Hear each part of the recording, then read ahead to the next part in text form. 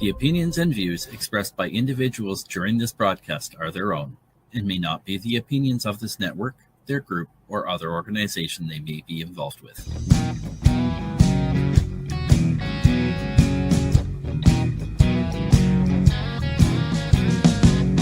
I'm looking at myself, reflections of my mind. It's just the kind of day to leave myself behind. So gently swaying through the fairyland of love. If you'll just come with me, you'll see the beauty of Tuesday evening news. Tuesday evening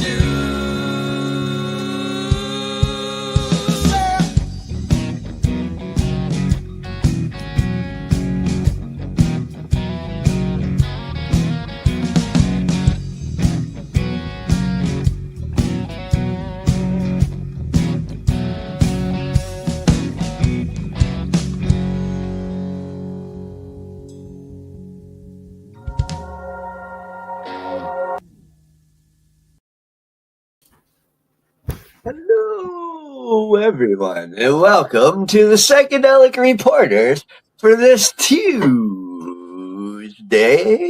See how I did that while I was moving the bong? Here on NOK Network, episode 172, the 2nd of September. The video news podcast focused on psychedelic medicine being reported in mainstream media. Shout out to the guys in Dead Ringer from Kirkland Lake, Ontario. Awesome intro track. Originally recorded by the Moody Blues with some customized changes for our show. I'm stacking that hit I took. I am joined by my amazing joint host, Tara Simpson, along with the one and only Bufo Alvarius, who has chosen our stories for us. Hello, Tara. Well, hello, hobbies, and hello, everyone. Good to be back after a couple weeks off here. I'd like to take a minute to introduce Bufo. He is our Sonoran desert toad or Colorado mud toad. Did you know he emits DMT from his skin? And well, that sounds like fun. Park rangers would like to remind everyone, please don't lick that toad. Don't lick the toad. I don't even care if you think you got a gentle tongue and you've been licking shit for years, man. Don't lick it. Yeah. We need sustainable consumption of DMT. Sweet. So speaking about psychedelics, oh great, now the computer slows down. Oh, here it is. The first article, we're gonna jump right into this shit because it was Labor Day yesterday. Now we're ready to work. So this is off of SciPost.org. Neuroscientists just there it is. Just rewrote our understanding of psychedelics with a groundbreaking receptor mapping study. And this is written by, Eric Dolan. Psychedelics are also target dopamine and adrenergic receptors, not just serotonin. This could be a great article. Yeah, this was written by Eric Dolan, September 1st of this year. Classical psychedelics act on a surprisingly broad range of brain receptors, not just the serotonin receptor, long associated with their hallucinogenic effects. According to new research published in the journal Neuron, the study, which systematically profiled 41 psychedelic compounds, suggests that these drugs activate multiple serotonin, dopamine, and adrenergic receptors, potentially explaining both their therapeutic effect and side effects. For decades, researchers have known that hallucinogenic effects of compounds like LSD, psilocybin, and mescaline arise mainly from their interaction with a specific serotonin receptor in the brain, known as the 5-HT2A receptor. The receptor is widely expressed in areas of the cortex involved in perception, cognition, and self-awareness. And it plays a key role in shaping how the brain interprets sensory information. When psychedelics bind to this receptor, they trigger a cascade of neural activity that can produce visual distortions, shifts in emotional tone, a blurring of boundaries between self and environment, and altered time perception, all hallmarks of the psychedelic experience. But while the link between psychedelics and the 5-HT2A receptor has been firmly established, that connection alone does not fully explain the wide range of effects these compounds can produce or their potential therapeutic benefits. Recent clinical studies suggest that psychedelics may help alleviate chronic depression, anxiety, addictions, and other psychiatric conditions, yet it remains unclear which specific molecular interactions are responsible for these outcomes. Each psychedelic compound has a distinct chemical structure, and it's likely that they interact with many different receptors beyond just the 5-HT2A. Classical psychedelics such as LSD, psilocybin, DMT, and mescaline have been used for medicinal and cultural purposes. In recent years, they have gained significant attention for their therapeutic potential in treating several neuropsychiatric conditions such as depression, anxiety, cluster headaches, and pain, said author study Manish Jain, a research associate at the University of North Carolina at Chapel Hill. Due to the burgeoning interest, there has been an unmet need for comprehensive data set for these compounds. Until now, available pharmacological data on psychedelics has been fragmented, generated from different assays across multiple laboratories, often with varying protocols. This patchwork has made true head-to-head comparisons between compounds difficult. Our study addresses this gap by providing the first systematic and comprehensive pharmacological profiling of psychedelics, delivering a unified data set that will serve as a critical resource for future research and therapeutic development. To begin their investigation, the research team compiled a broad and chemically diverse library of psychedelic compounds. They started with a set of 225 psychoactive molecules that had previously been reported to produce psychedelic-like experiences in humans. These were identified through public databases and resources commonly used in psychopharmacology research, including eRoad, Wikipedia, and a summer design. The compounds fell into three major chemical families that include most classical psychedelics: tryptamines, phenethylamines, and lysergamide. Tryptamines include substances like psilocybin and DMT, which are structurally similar to serotonin and often found in natural sources such as magic mushrooms or ayahuasca. Phenethylamines include compounds like mescaline and 2CB, which are chemically closer to dopamine and often have stimulant-like properties. Lysergamides, such as LSD and its analogs, contain a tryptamine-derived eagle-line core and tend to highly potent and long-lasting. To ensure they captured this diversity in their final analysis, the team used computational methods to compare the chemical structures of the 255 compounds.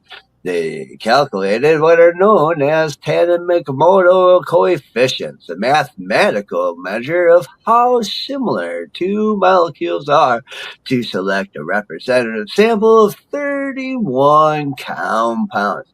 They calculated what are known as Tanemakomoto coefficients. Did I just say that? A mathematical exposure of how they similar two molecules are selected a representative sample of 31 compounds that span the widest possible range of structures. To find out the data, they added 10 additional analogs from the phenethylamine and lysergamide classes due to their importance in those chemotypes, bringing the total to 41. The team then used a computational method called similarity ensemble approach to predict how the compounds might interact with proteins in the human body. This analysis suggested that the selected psychedelics were to bind to a broader array of targets, not just one or two specific receptors. To test their predictions about how the psychedelics might affect the brain, the researchers examined how 41 compounds interacted with a large set of receptors. Specifically, they tested the substance on 318 different human receptors known as G protein coupled receptors. These receptors are found throughout the body and brain, where they help cells communicate and respond to neurotransmitters like serotonin and dopamine. They play important roles in regulating mood, perception, attention, and other mental and physical processes. Wow. If I would have puffed every time they said receptor, I'd be high right now. Right? Hilarious. So we left off at because LSD? Mm-hmm. Okay. Because LSD is known to have especially complex and long-lasting effects, the researchers also tested it on a separate group of more than 450 enzymes called kinases. These enzymes control many aspects of how cells function, and the team wanted to see if LSD might influence them in a way that could lead to side effects or unexpected actions. The findings showed that psychedelics have a much broader impact on the brain's receptor system than previously thought. All 41 tested compounds strongly activated the serotonin 2A receptor, which has long been associated with psychedelic effects. But they all also acted on additional serotonin receptor subtypes, including the serotonin 2B receptor, which has been linked to heart valve disease when chronically activated. The researchers emphasized this as a potential safety risk, especially for users who take psychedelics frequently or in microdoses over long periods. Importantly, activation of the serotonin 2B receptor occurs across all three chemical classes: tryptamines, phenylethylamines, and lyserginogamides, suggesting that the issue is not limited to a few specific compounds. We found that most psychedelics strongly activate 5-HT2B receptor, which has been associated with cardiac valvulopathy, posing a potential safety concern, Jane told PsychPost. Therefore, we may need to design a more precise, psychedelic-inspired molecule that avoids the 5-HT2B activation to mitigate cardiac valvulopathy risk. The study also reveals that many psychedelics engage with the dopamine receptors. This was especially true for lyserginogamides, which such as LSD, which showed strong activity at dopamine D2, D3, and D4 receptors. Some tryptamines and phenylethylamines also activated these receptors to a lesser extent. Dopamine receptors are associated with motivation, reward, and mood regulation, and their involvement may contribute to the stimulating and emotionally intense aspects of psychedelic experience. The researchers confirm these interactions using multiple functional assays and radio ligand Yeah, binding. I would have said radio ligand, yeah, something like that. Yeah. Yeah, that's interesting, eh? It is. Adrenergic receptors, another bong hit, which responds to stress hormones like norepinephrine, were also activated by many of the tested compounds. These effects were again strongest among lysergamides and other tryptamines and phenethylamines, showed adrenergic activity as well, because adrenergic receptors are involved in alertness, people or blood pressure regulation, and arousal. Their activation may help explain the physical sensations and heightened awareness reported by many of users of psychedelics. To further understand biological consequences of receptor activation, the researchers examined how a psychedelic compound influenced intracellular signaling pathways. They focused particularly on these types of responses: G protein activation, calcium signaling, and beta arrestin recruitment. Most psychedelics showed a strong bias toward acting the G-alpha-Q signaling pathway through the serotonin 2 receptor. This pathway is associated with increases in intracellular calcium and has been linked in previous research to the hallucination-like effects in animals. The team also measured a beta-arrestin recruitment, which also modulate the receptor sensitivity and duration of action. Most compounds activated both types of pathways to some degree. The degree of activation varied widely between molecules. Researchers also compared the activity profiles of unknown hallucinogenic drugs to those structure-similar compounds that do not produce hallucinations. Such example was glyceride, which binds to the same serotonin receptors as LSD, but does not cause perceptual distortions. The researchers found that glyceride was more productive or selective in the receptors it activated and triggered few downstream signaling pathways. It also showed a different pattern of signaling bias, favoring G protein activity over beta arrestin recruitment. These differences may help explain why glyceride lacks the mind-altering properties of its hallucinogenic relatives. Another key finding is that compared to non-hallucinogenic compounds, psychedelics generally engage a broader range of receptor signaling pathways, suggesting that their therapeutic likely arise from simultaneous activation of multi-receptor pathways, just networks. Jane explained. Importantly, this also indicates that it may be difficult to completely segregate their therapeutic potential from hallucinogenic properties. Whew, this is a long article. It is. It is. I think I'm going to say, if you want to read the rest of it, I mean, we covered a big chunk of it, but if you want to read the rest of it, go to our good buddies over at scipost.org that we like reading. Yeah, for sure. Great article, though. All right. Oh, now my computer freezes. Yeah.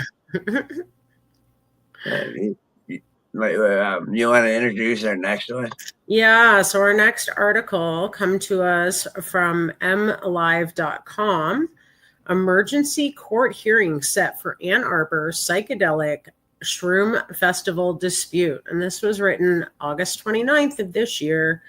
And it was written by Ryan Stanton. A legal dispute between the University of Michigan and a student group is now being fought in court, and an emergency hearing is scheduled.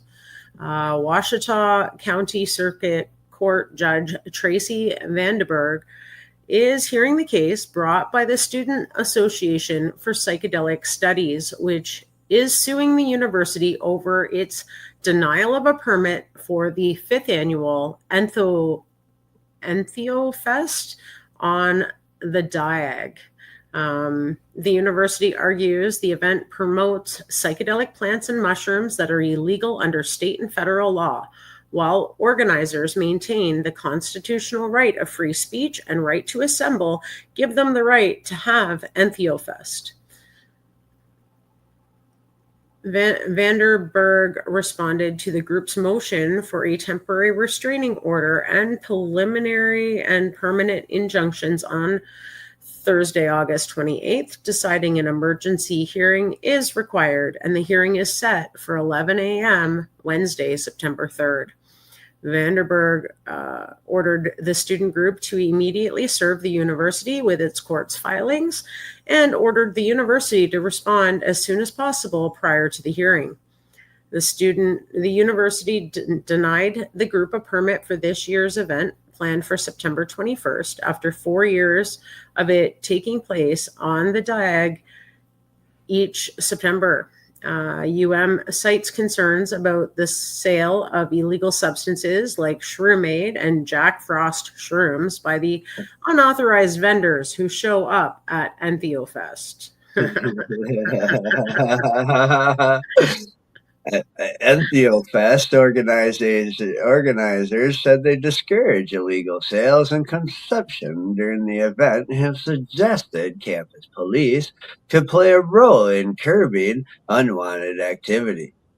The student group is being represented by attorney Thomas Levine of the Strait Area Cannabis Council law firm. They're asking the court to grant immediate injunctive relief, compelling the university to permit the event. The university's denial of a Diag reservation violates the Michigan Constitution by imposing a content-based restriction on core political speech in a traditional public forum and the right of assembly, the group argued in its lawsuit.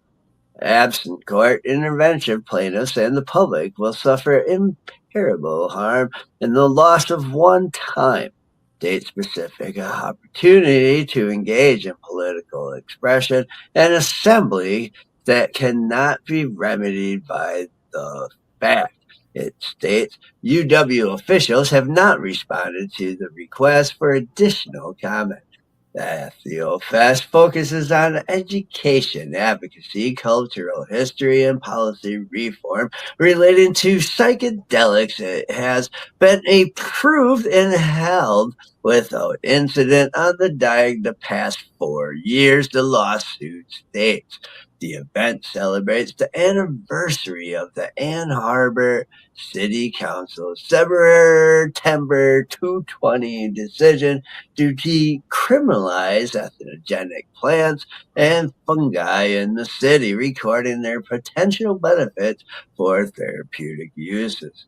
Promising research is ongoing at medical research institutions across the country, demonstrating long-lasting medicinal efficacy after a single administration of athenogenic substances for myriad medical conditions, including PTSD, with a better safety profile than long-term daily pharmaceutical drugs, the student group's lawsuit states. Oof.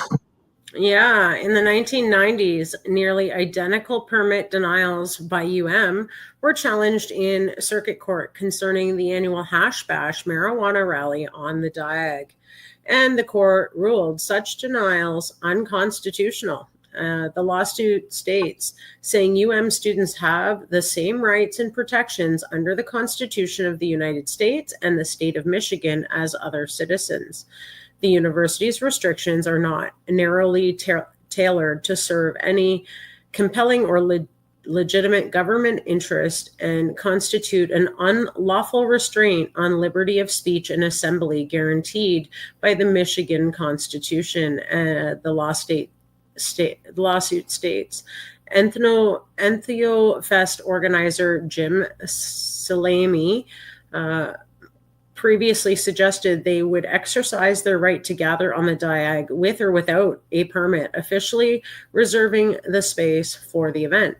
But he said they're no longer planning on being on the Diag unless the denial is reversed. They're working on an alternate location.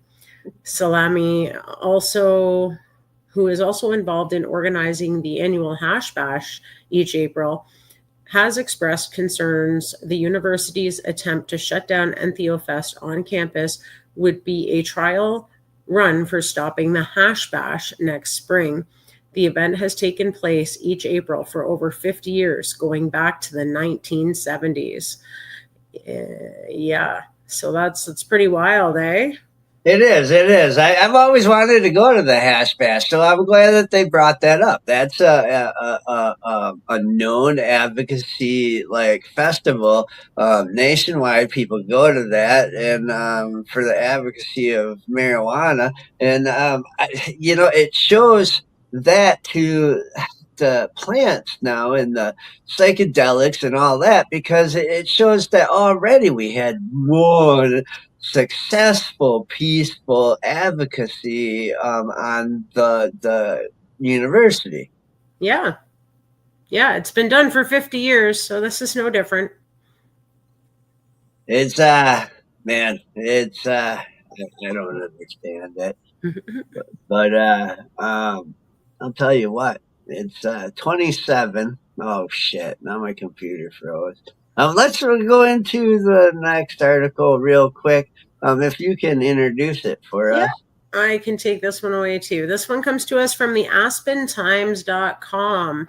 NeuroSpa to open first psilocybin healing center in Basalt. NeuroBloom will offer the Roaring Fork Valley new opportunities for healing, and this was written by River Stingray on August 31st of this year.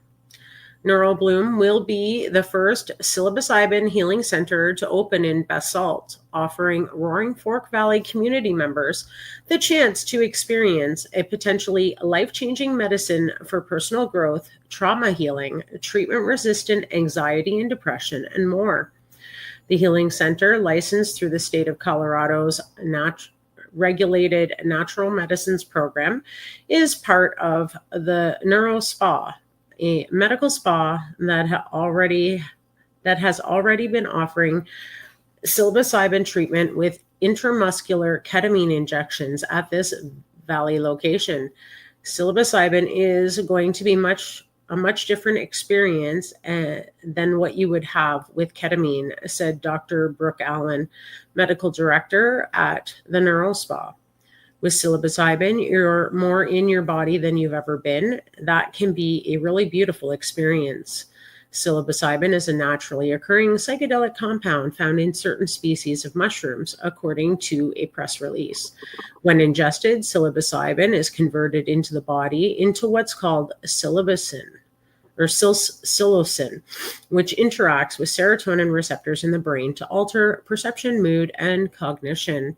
While psilocybin remains a Schedule I substance under U.S. federal law, meaning it's considered one of the most dangerous and strictly controlled substances, some cities and states like Colorado have begun to decriminalize or legalize it for therapeutic or research purposes. The Natural Medicines Act of 2022, passed by Colorado voters, led to a regulated psilocybin program in the state by 2024.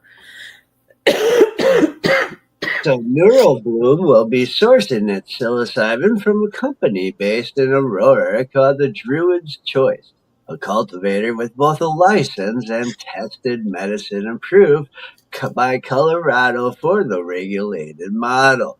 Different from the 60 to 90-minute journey with ketamine, as psilocybin experiences can last 6 to 8 hours. However, psilocybin appears to have more durable effect than ketamine, Alan explained, with some people only needing 1 or 2 sessions as opposed to the typical ketamine offering of 3 primary sessions with booster shots 3 to 6 months following the initial 3. In the state of Colorado, psilocybin journeys can be sought out by anyone over the age of 21 to assist with personal exploration, personal growth, healing from trauma, and working through depression, anxiety, PTSD, addiction, OCD, and even anorexia. We're excited about being able to offer a beautiful, grounding, intentional space where people feel safe enough to do their deep inner healing work. Megan Adams, Neuro Spa's lead psychedelic integration specialist, said it's about providing a space where people can deeply connect to themselves and to their own wisdom. Neurobloom will be offering a variety of options for those looking to participate I screwed that up, in a psilocybin journey. There will be individual or couples 1-day journeys who will include a medical screening required by the state, preparatory work, a dosing day, and follow-up integration in the days and weeks afterwards. There will also be a group of option available, typically done in a 3-day retreat setting that will include remote medical screenings and a Friday evening preparatory session and low-dose medicine journey. Participants can substitute breathwork for the low dose. A Saturday journey day all together and a Sunday integration. Wow. Yeah, there's just so much thought that's been put into every step of the way, Adams said. Alan noted that psilocybin is very low risk, especially with Neurobloom's emphasis on medical screening prior to treatment. We feel this medicine is extremely safe when done in the right population, and it's safe or safer than Tylenol, she said.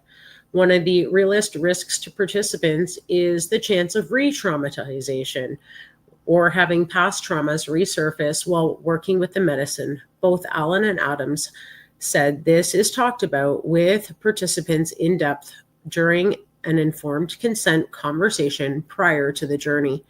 Re-traumatization is a possibility, and it's really about being able to trust the facilitator to be kind, non-judgmental, safe person for the participant.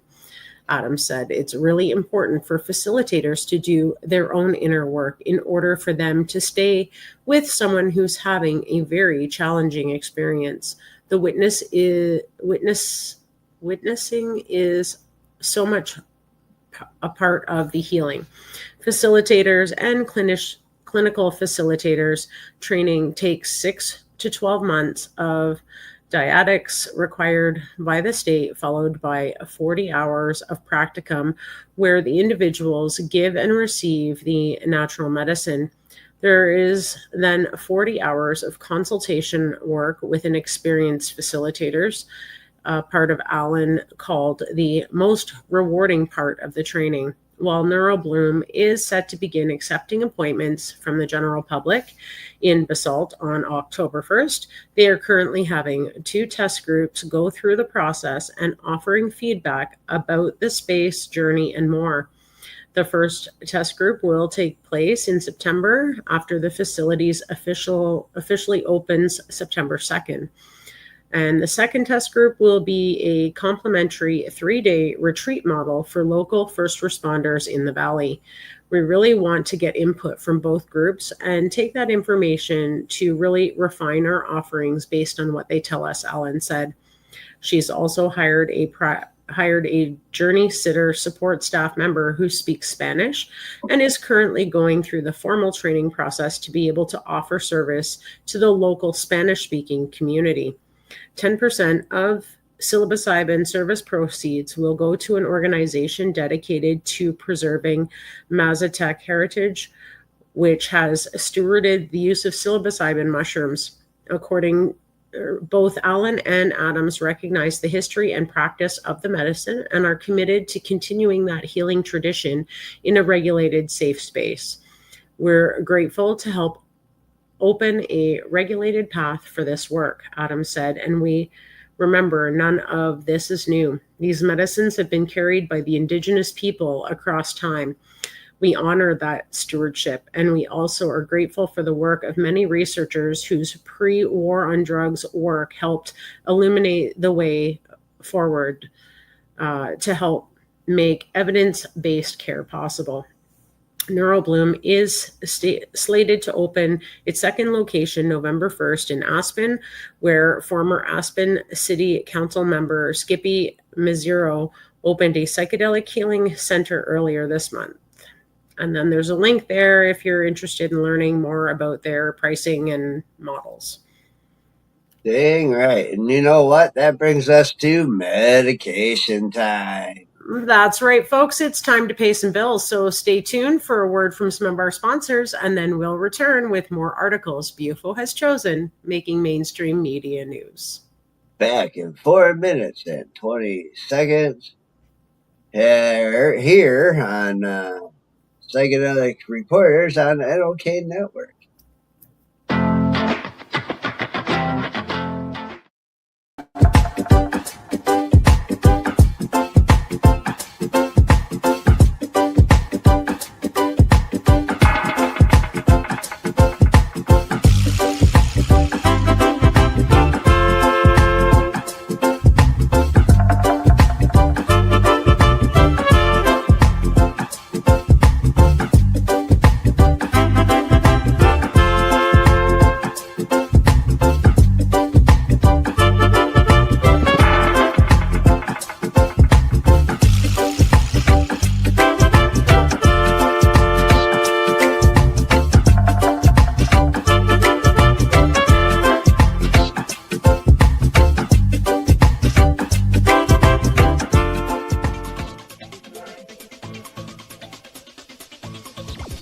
Advertising space available at NOK. Contact us for a rate sheet at knocknetwork.com.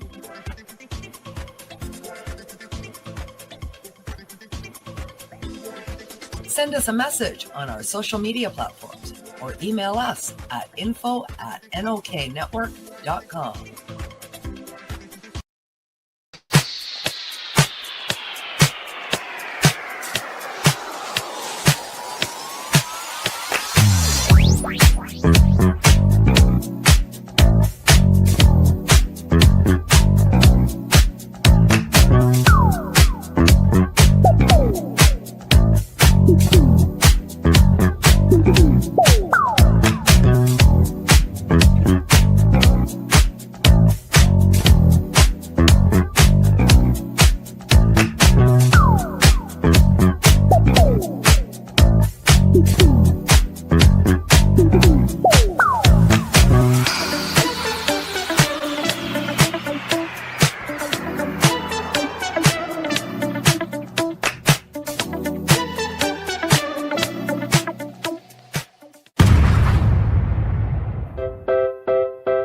Join us for NOK Network monthly specials, 12 months a year. Movie nights, spotlights on entertainment, and live on location coverage. Stay up to date about upcoming programming by subscribing to NOK Network on Rumble, YouTube, X, LinkedIn, Twitch, and Facebook. check out our webpage at www.noknetwork.com.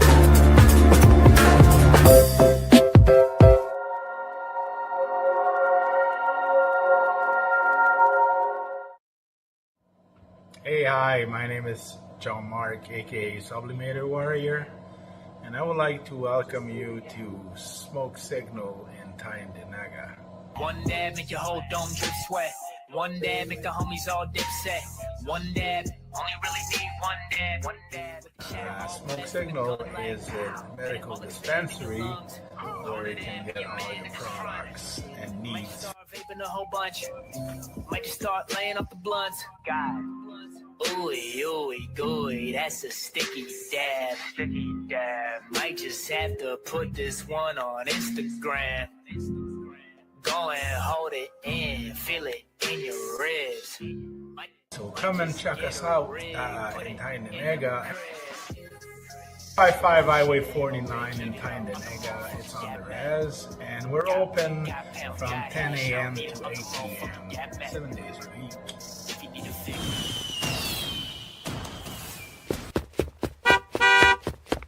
Now we get back to the show.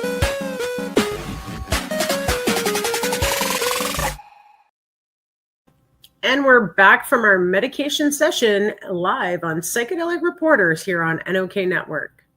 And we have another set of stories coming at you from the realm of psychedelic medicine. So let's get at it. Our next story comes right out of Marijuana Moment, and this says the military to start testing service members for the psychedelic psilocin memo shows. And this is written by Kyle Yeager. Yeah, the U.S. Department of Defense is expanding the list of drugs that military service members will be tested for to include the psychedelic compound psilocin, one of the two main components of psilocybin mushrooms. In a memo obtained by Marijuana Moments, a DoD employee performing the duties of the Deputy Under Secretary of Defense for Personnel and Readiness advised military leadership that psilocin will be added to the department's drug demand reduction program drug testing panel as of October 1st. The memo, dated August 18th, states that policy change being made due to the risk of impairment and subsequent deterioration of security, military fitness, readiness, good order, and discipline. Wow. I don't even know what to say about this article. Drug abuse by service members is a safety and readiness issue, and the department must adopt our detection and deterrence program to address new and emerging drug threats, Dr. Merlin Carson wrote. The DoD official said that attachments to the memo lay out cutoff concentrations for a positive psilocybin test and other drugs in the testing panel. Wow. So they don't want you to be well, obviously, or protect your brain from the possible traumatic harm that comes from being part of the military. So it's okay if you use it after you're all screwed up, but not before. So Marijuana Moment reached out to DoD for copies of those attachments, but representatives were not immediately provide the documents. Department of Defense maintains a zero-tolerance policy prohibiting drug use, and we remain committed to continue expanding drug testing capabilities and enhancing our education and prevention of efforts by providing effective information on drug misuse, including the use of psilocin, an official told Marijuana Moment in an email. The memo says that the priority for the psilocin testing under the revised drug panel will be given to specimens collected under the auspices of auspicious of probable cause, consent, and command. in proper proportion to her laboratory capabilities and capacities. Second priority will be given special testing requirements for all the collection modes, such as routine inspection, base collections, and specimens may also randomly tested for psilocin and CES. At the same time, the DoD moved to test for psilocin. It also carried out a congressional mandated physical therapy pilot program for active duty service members and veterans. A more recent spending bill covering DoD will require a progress report on that initiative. This last memo also comes about 2 months after a DoD contractor sued the federal government, alleging the questions about his past marijuana use during a security clearance process violated his Fifth Amendment right against self-incrimination. Wow. Yeah. Well, the latest DoD policy update concerned a psychedelic compound. Questions about federal workers testing positive for marijuana have also ballooned in recent years as more individual states have legalized the drug.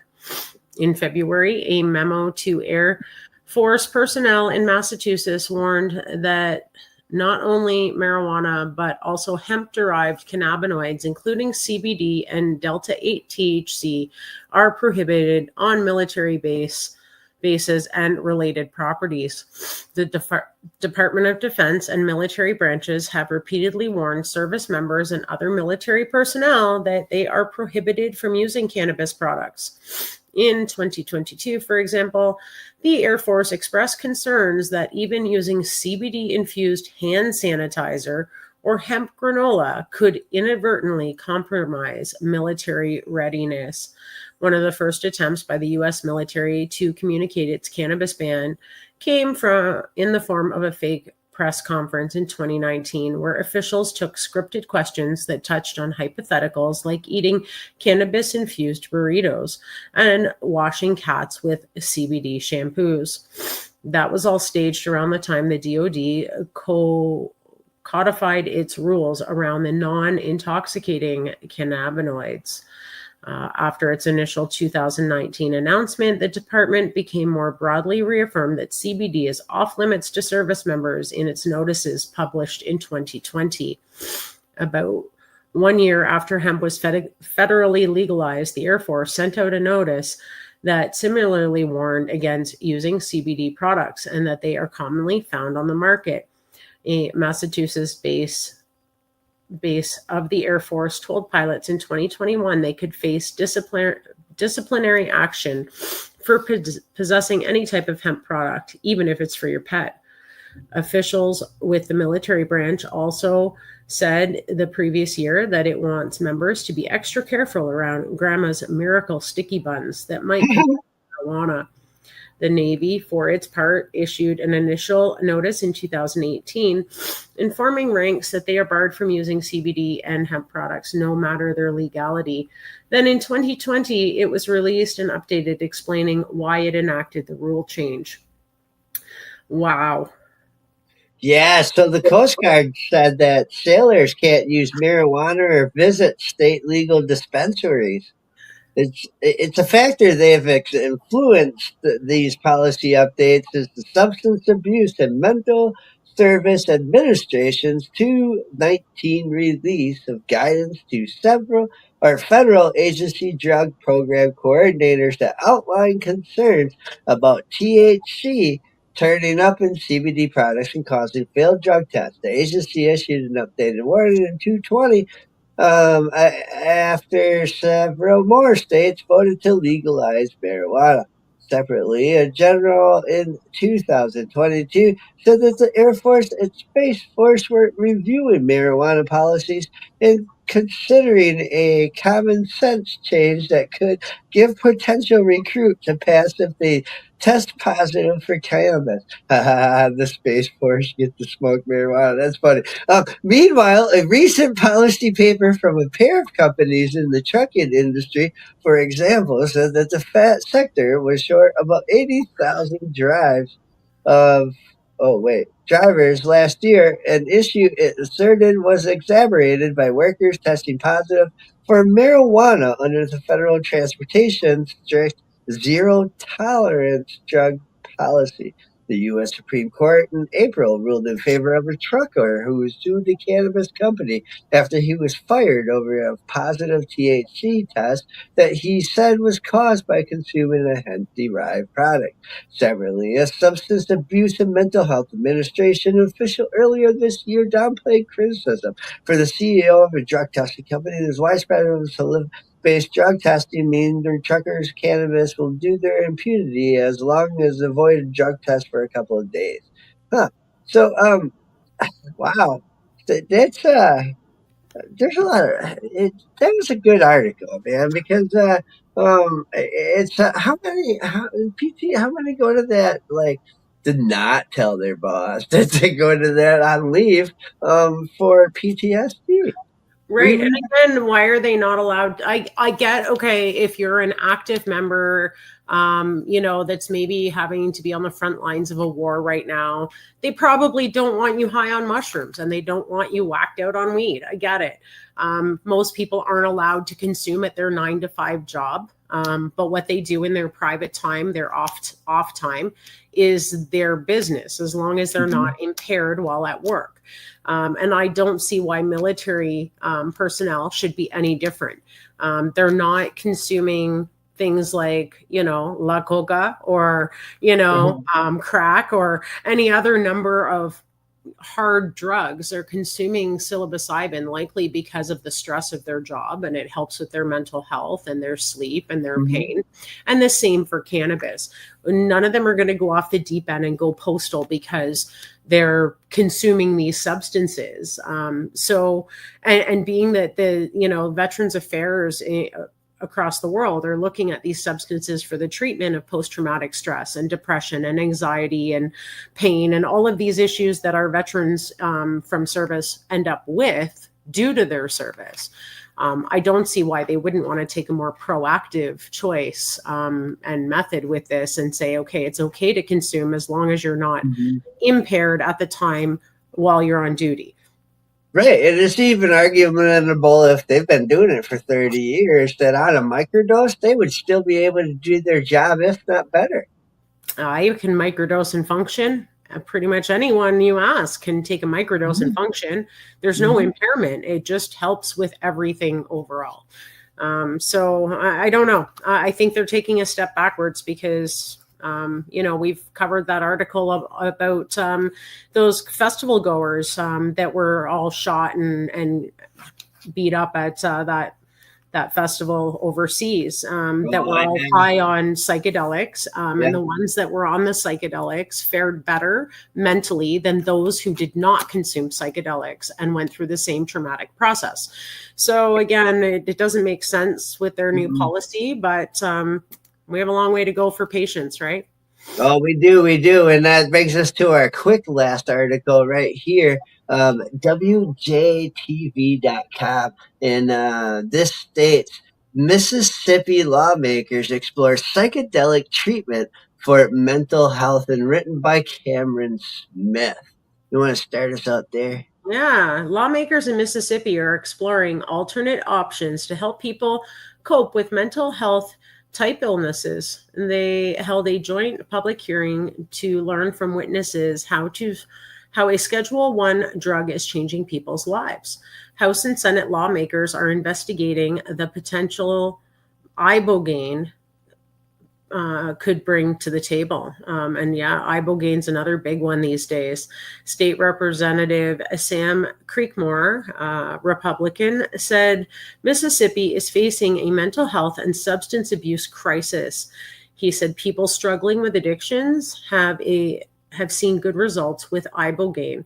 It completely rewires your brain. I can't explain the science behind it, but after this 20 or 48 to 72 hour period, the withdrawal symptoms are gone, Creekmore said. Ibogaine is a plant medicine derived from Africa.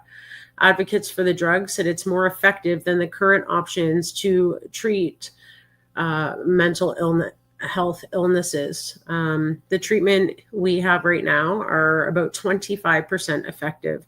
Studies that have been conducted show ibogaine is 85% effective, said Claire Durst a registered nurse. And I mean, for them to have that kind of number, they've obviously been doing some studies. And that's a huge, significant number. I mean, 85%.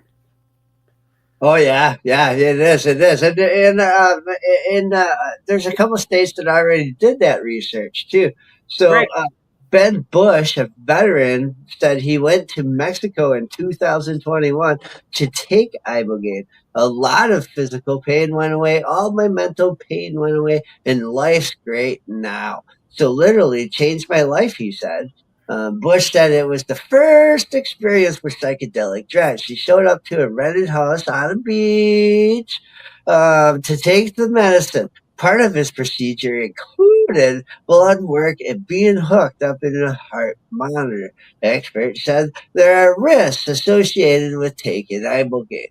During their said risks are also come with taking medicine or surgery. These risks are low. These percentages are next to none. So having this medicine administered in a safe environment with doctors and nurses in a way to do this, she said. Creekmore said lawmakers said could work on the bill, but they need more evidence about the drug. So that was a great article because Mississippi's right across. So that would be Texas on one side and Mississippi on the other doing psychedelic research. And if I remember correctly, when Kim and I were sitting down with the dude from the church in California, John, right? No, right? Was it John? I think so. Yeah. So we were sitting there, and he said there's a church down here in Louisiana. So I mean, I'm hoping they're there helping pushing advocacy and whatnot. And yeah, great article. Yeah, absolutely great article. I like that they're now finally listening and looking at ibogaine for mental health as well as for addiction treatment.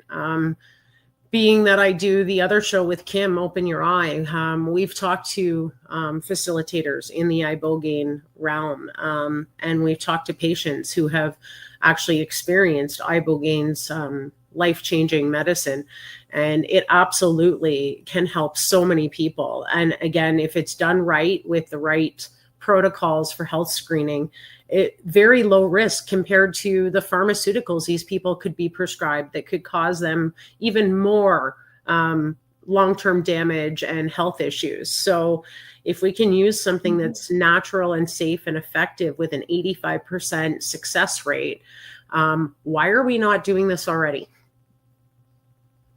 Yeah, right. Yeah.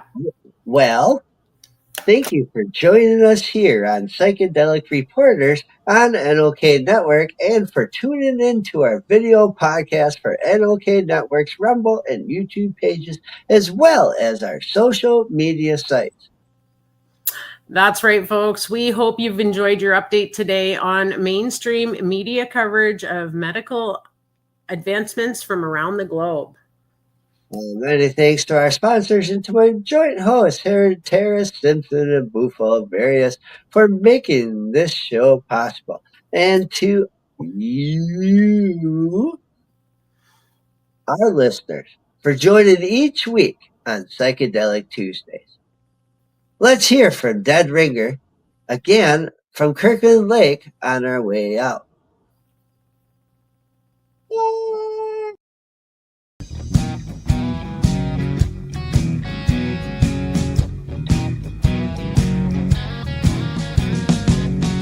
Looking at myself, reflections of my mind. It's just the kind of day to leave myself behind. So gently swaying through the fairyland of love. If you'll just come with me, you'll see the